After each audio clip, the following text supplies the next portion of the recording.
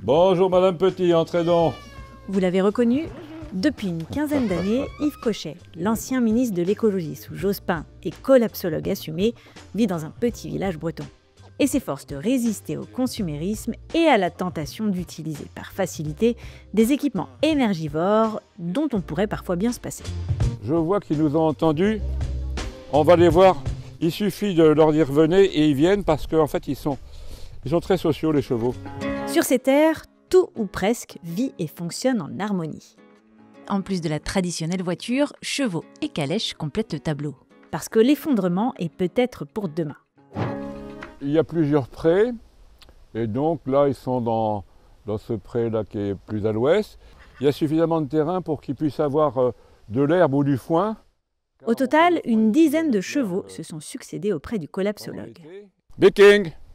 Alors celui-ci, qui est le plus âgé, il a une dizaine d'années, c'est un mâle, Viking. Et celle-ci a 1 an et demi, c'est une petite qu'on a acquise récemment. Elle s'appelle Yanni. C'est plutôt des chevaux de trait, d'ailleurs la race c'est Irish Cob, et qui sont des chevaux de traction qu'on pratique soit pour le débardage des bois dans la forêt, soit pour tracter des calèches lorsqu'on veut faire une fête et qu'on va un peu dans la campagne pour se balader en calèche. Voilà. Je pense que les transports du futur, ça ne sera pas les voitures électriques ni les voitures thermiques. Ça sera sans doute, il faut bien le dire, dans les années 2038 si vous voulez. Je ne suis pas à 5 ans près bien entendu, mais ça sera le cheval. Je parle des chevaux de trait. Or il en faudrait en 2035, dans 10 ans, il en faudrait 3 millions. Pour l'heure, on est encore bien loin de ce chiffre. Depuis 2010, la production de chevaux de trait connaît une baisse constante en France. Le nombre de produits immatriculés, comme on dit, est passé de 15 222 en 2010 à 9 449 en 2020, soit une diminution de 38% selon l'Observatoire des races de chevaux de trait. Alors Yves Cochet a souhaité faire passer un message aux concessionnaires français. Il n'y a plus actuellement de fabrique d'hippomobiles en France, il n'y en a plus. Et moi je dirais à M. Renault, à M. Peugeot, arrêtez vos bagnoles thermiques ou même électriques et refabriquez des calèches, des fiacres et des diligences. Allez, salut les amis, à la prochaine. Récupération des eaux usées, puis récupérateur d'eau de pluie, pompe à chaleur au bois. Côté énergie, tout est fait pour rejeter le moins possible de gaz à effet de serre et économiser au maximum la consommation quotidienne de la petite famille Cochet qui se compose de 3 personnes. À la maison donc, ce sont 4 sources différentes de distribution de l'eau qui pourraient, dans les pires scénarios, être sollicitées. Pour parer à toute éventualité si jamais le robinet s'arrêtait, dixit l'ancien ministre. Bah oui, on n'est jamais trop prudent. Justement avec nos amis paysans là, on a creusé une mare qui est celle-ci et qui permet d'avoir une réserve d'eau si jamais il n'y avait plus d'eau au robinet. La deuxième source d'eau, c'est un puits à bras, un puits mécanique. On n'utilise pas l'eau du puits. Pour le moment, tant qu'on a le robinet, bon, une fois l'eau, encore une fois bouillie et filtrée, il faut quand même la faire bouillir et la filtrer.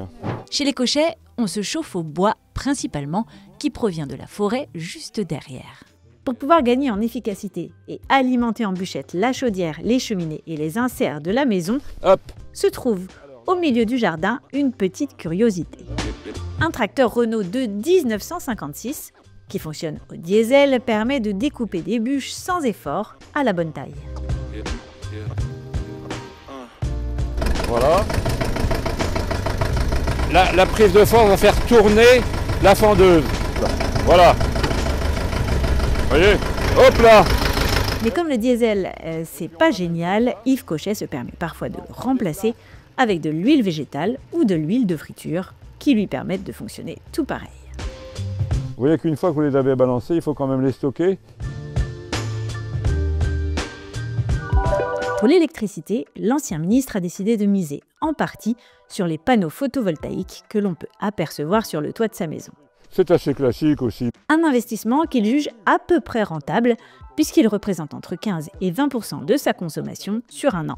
On fournit directement le 220 volts dans la maison ou bien alors charge des batteries qui nous permettent, s'il y a un blackout ou s'il y a une coupure d'électricité, qui nous permettent de tenir, selon la météo évidemment, ça on peut tenir quelques jours. Un chauffe-eau solaire complète la panoplie, même si, en l'absence de soleil direct, c'est la chaudière à bois qui prend le relais. C'est le PR local. Même quand il n'y a pas trop de soleil comme aujourd'hui, il y a un petit rayon là maintenant, eh bien ça recharge. Hein. Alors, on vous voit venir les mauvaises langues. Non, en Bretagne, il ne fait pas tout le temps gris. Alors bien sûr, on a moins de production photovoltaïque, oui, mais on a tellement d'autres aménités, c'est le paradis ici. Le sol est très bon. Enfin, chez les Cochets, on est encore loin de l'autonomie alimentaire, même si le collapsologue bêche autant qu'il le peut un petit bout de terre derrière sa maison. Avec plus ou moins de succès et de conviction quant à ses talents de maraîcher. En fait, je ne suis pas du tout paysan, moi. Je suis plutôt un urbain. Notre spécialité, nous, c'est les potimarrons. Ça demande beaucoup de temps, beaucoup de patience, beaucoup de doigté et de connaissances, et surtout, ça demande de faire de l'activité physique que je ne peux plus faire maintenant. Je fais plutôt des tours à vélo. On en a quand même entre 40 et 50 par saison. On les voit d'ailleurs là. Alors, bilan. En pleine crise climatique, est-ce qu'avec tous ces aménagements, Yves Cochet et sa famille seraient capables de faire face à un effondrement du pays en raison de l'épuisement de nos ressources? Alors, on est autosuffisant en confort thermique, donc là, c'est 100%. Pour l'électricité, je vous dis, on est à 80% dépendant d'EDF. Pour l'eau, évidemment, l'eau est fournie par Veolia, mais enfin, on peut avoir de l'eau, donc là, on n'a pas de problème. Et pour l'alimentation, c'est notre secteur le plus faible. Il y a les potimarrons, les fraises, les myrtilles, tout ça, mais c'est quand même très ponctuel, donc je ne veux même pas dire un pourcentage.